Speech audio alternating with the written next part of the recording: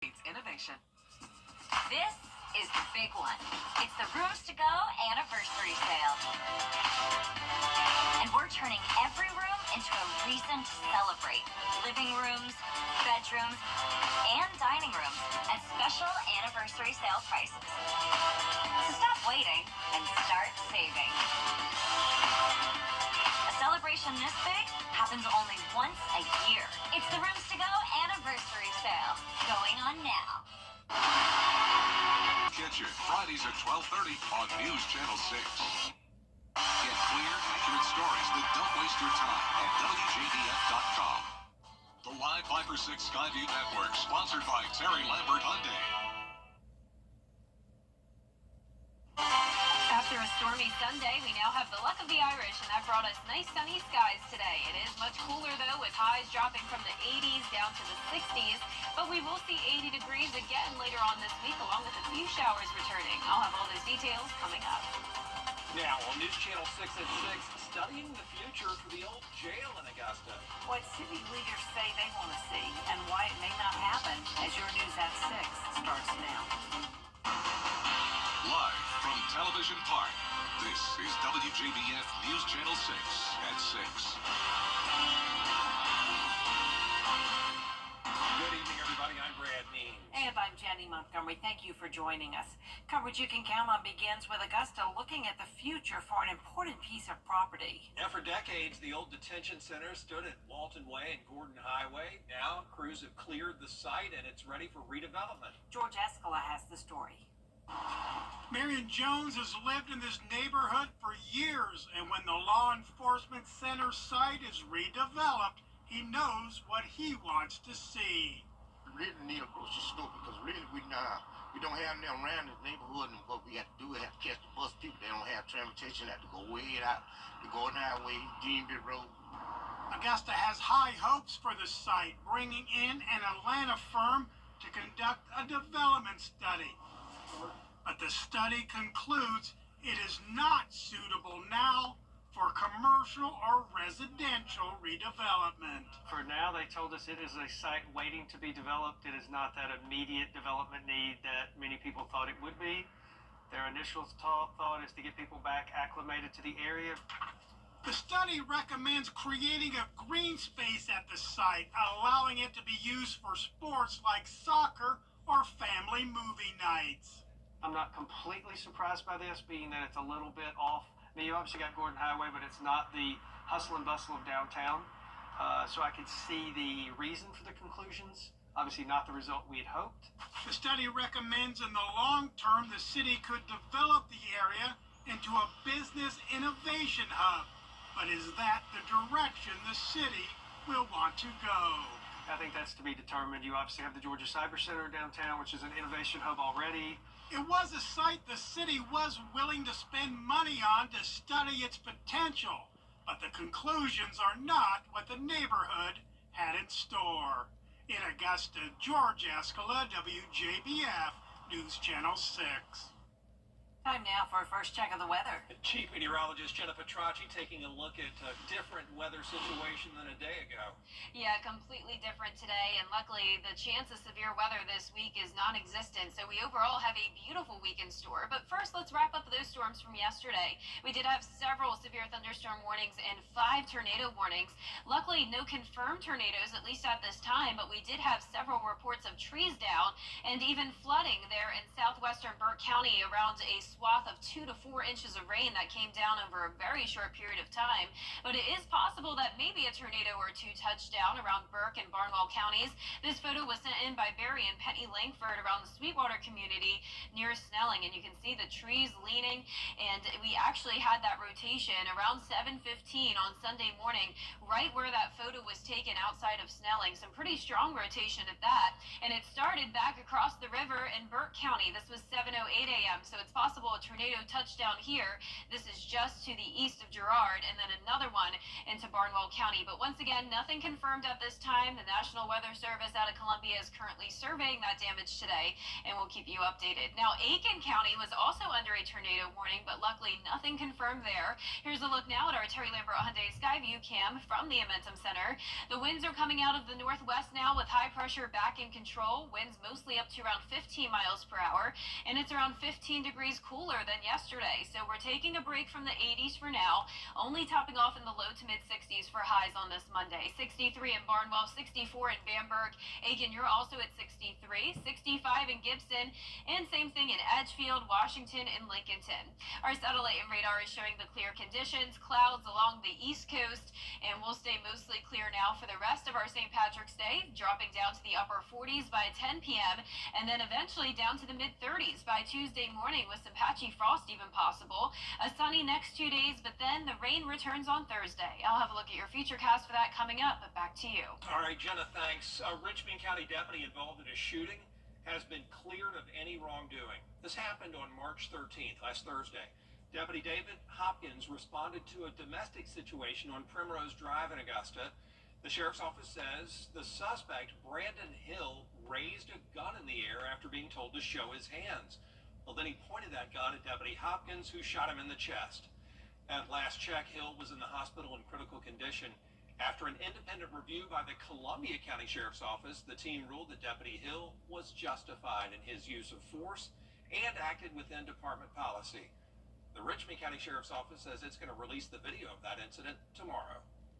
One person is dead after a fire in North Augusta. It happened just before midnight on March 3rd at the Ledges Apartments. 85-year-old Ronald Parrish was inside his apartment when it caught fire. He was taken to the hospital where he died today. The cause of the fire was accidental and foul play is not suspected. Several people in the hospital tonight after a crash in Richmond County. This was just before 3 this afternoon on Deans Bridge Road at the entrance of the landfill. Investigators say a pickup truck turned into the path of an oncoming SUV, and that caused the wreck. All involved parties had to go to the hospital. No word yet on their conditions. March is National Athletic Training Month, and it honors the medical staff that keep our favorite players in the game. While trainers are in charge of reminding athletes to take care of their bodies with proper sleep and nutrition, they also need to be ready for any emergency. Almost 2 years ago, North Augusta senior Walker Robinson fractured 3 vertebrae in the upper part of the spine after getting knocked unconscious in their season opener. It might look like we're just giving out water, or it might look like we're just giving out ice bags, but a lot of our job is the prevention part of it, but also, like you said, being ready in emergency situations. We don't want to be needed, but we are able to act and we know what to do when we are needed. Along with schools, trainers also work with pilots, the military, and performing arts groups to keep them safe and healthy. South Carolina lawmakers looking to protect children from abuse. There's a bill out now to increase the age of protection in homicide by child abuse cases from 11 years old up to 18. Solicitor David Stumbo prosecuted a case last year that he says could have been helped by this law. A 12-year-old suffered a medical condition after being neglected over a long period, and the current rules did not protect her. They didn't feed her properly. There were some injuries, but they were milder injuries that we couldn't prove a malice case. So essentially, Senators, we need 405 to protect victims like Ashanta Glenn. Now, the Senate did unanimously pass that same bill last session, but it got stalled in the House. The opioid crisis is hitting the nation and Aiken County hard, but a new plan could help. The Opioid Abatement Community Action Plan expands treatment, prevention, and recovery programs. The Aiken Center putting it together with local leaders and health experts. It includes more detox and sober living options, opioid education in schools, and peer support in jails. So they walk the walk, and they're able to work with the individuals at the detention center to help them find resources, so when they're out of the detention center, they can break the cycle and start to find a life of recovery. City Council is reviewing the plan now. If approved, the project would be funded by the South Carolina Opioid Recovery Fund from pharmaceutical settlements. Some sad news to bring you tonight. A longtime public servant in Augusta has passed away. Retired Richmond County Sheriff's Colonel Robert Partain died over the weekend. Colonel Partain joined the sheriff's office way back in 1978. He served for 43 years. He retired in 2021, and when he did, the sheriff's office named the range and the armory at its training facility for him. We certainly here at News Channel 6 send our love to the Partain family as well as all of his brothers and sisters in law enforcement. News Nation tomorrow. Our chief meteorologist Jennifer Tracci back with us. A lot going on weather-wise this week, but manageable. Yeah, no severe weather threat. It's just going to be a roller coaster of temperatures once again. We'll see some patchy frost even possible tomorrow morning as temperatures drop down to the mid-30s, but then 10 degrees warmer tomorrow afternoon. Mid-70s return. A few showers will be with us on Thursday, and I'll have a look at that futurecast when we return.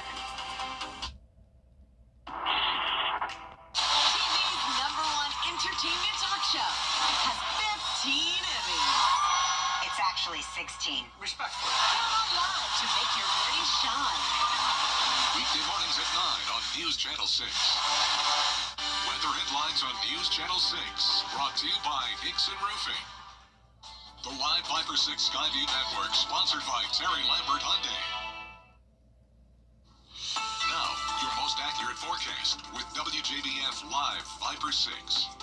Welcome back. So at the top of the show, I mentioned the possibility of 2 tornadoes touching down in the CSRA on Sunday morning, and I did just want to give you an update that it has been confirmed that there has been 2 EF0 touchdowns east of Girard in Burke County, and also one that was between Snelling and Barnwell in Barnwell County.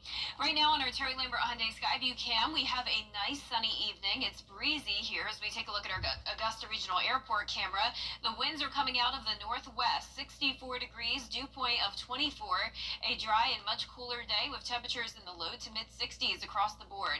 Now, as for our satellite and radar, we have clear skies for everyone. The cloud cover and all the rain is now impacting the North Carolina coastline, and that low pressure system's moving out to sea. We have high pressure back in control, which means 2 days in a row of sunshine to look forward to. But we also have that frost potential for a Tuesday morning as temperatures dip down into the middle 30s. You need to protect sensitive plants.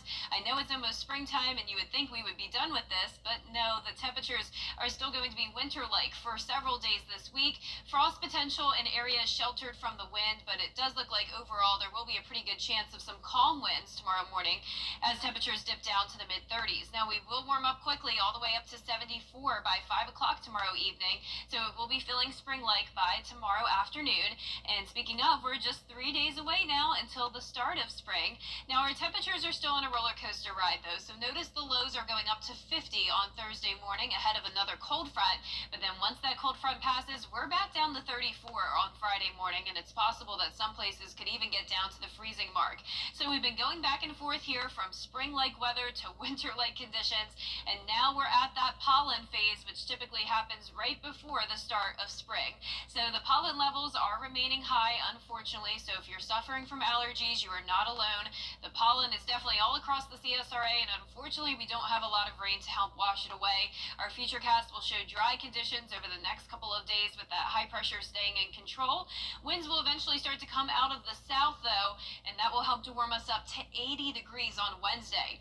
Then this cold front comes through, increasing our clouds on Wednesday night, but this will be nothing like the front we had over the weekend. This will just bring some scattered showers and weak storms across Alabama, and for us, it will just mostly be some brief rain, maybe a weak thunderstorm, but you can see it comes in around 7 o'clock Thursday morning across the metro around 10 a.m., and then it's in and out of here, so the rest of our afternoon will be dry. Of course, the timing of that could still change a little bit, and we'll keep you updated, but as of now, it doesn't look like it will bring us much rain, only up to around 1/4 of an inch, so that won't help us with our drought too much. We could use up to around 5 inches of rain to fully relieve the drought conditions. Right now, we're still under that moderate drought across the majority of the CSRA, so we'll continue to keep you updated on that as well. But our low temperatures tonight will be below freezing, or below average in the mid-30s, but a little bit above freezing. And those highs tomorrow will be in the mid-70s. So back to above average temperatures in the afternoon.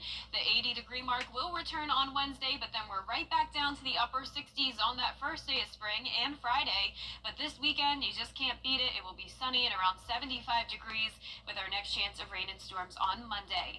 Now, congratulations to today's umbrella winner. That is Rhonda Smith from Sparta, Georgia.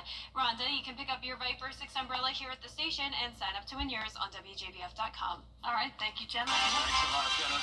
Coming up, the Junior Invitational at the Sage Valley Golf Course began practice rounds this morning. We're going to hear from Lakeside golfer and Georgia commit Hamilton Coleman on what it's like to play in this year's field in sports. We're bringing the world to Aiken with USC Aiken's Cultural Series at the Etheridge Center. Join us for the Dallas Brass on Tuesday, March 25th. One of America's foremost musical ensembles, the Dallas Brass takes you through an American musical journey with a unique blend of Dixieland, swing, folk, and so much more.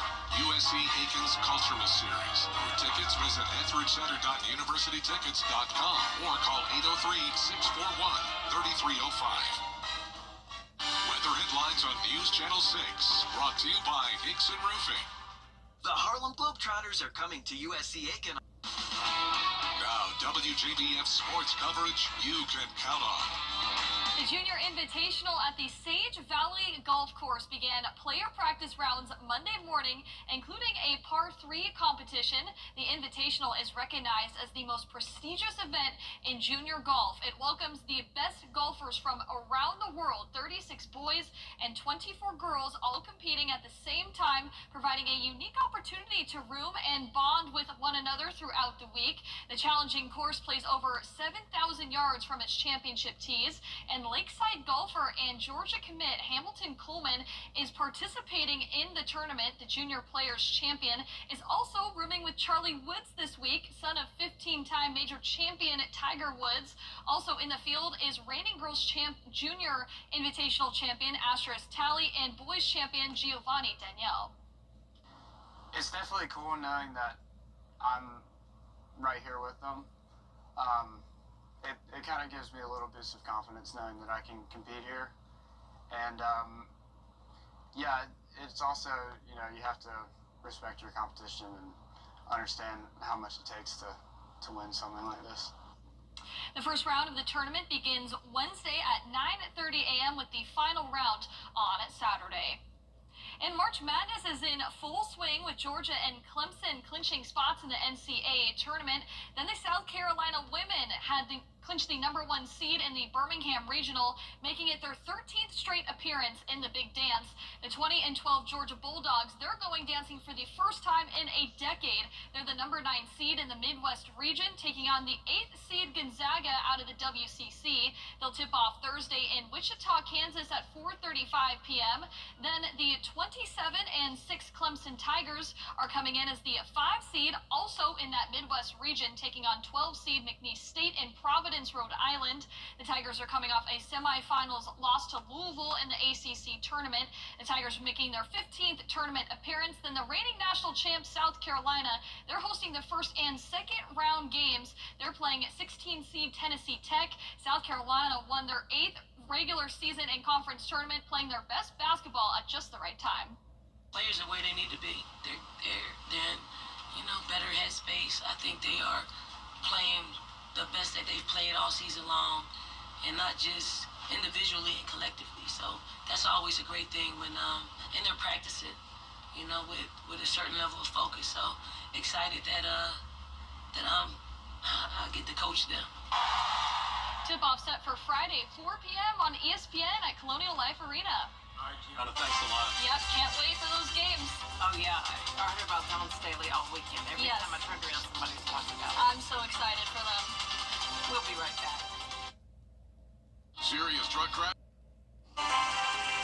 And that is our report for now. Thanks for watching. We're back at 7 after World News Tonight. And then we'll see you again at 11. Have a great evening. Bye.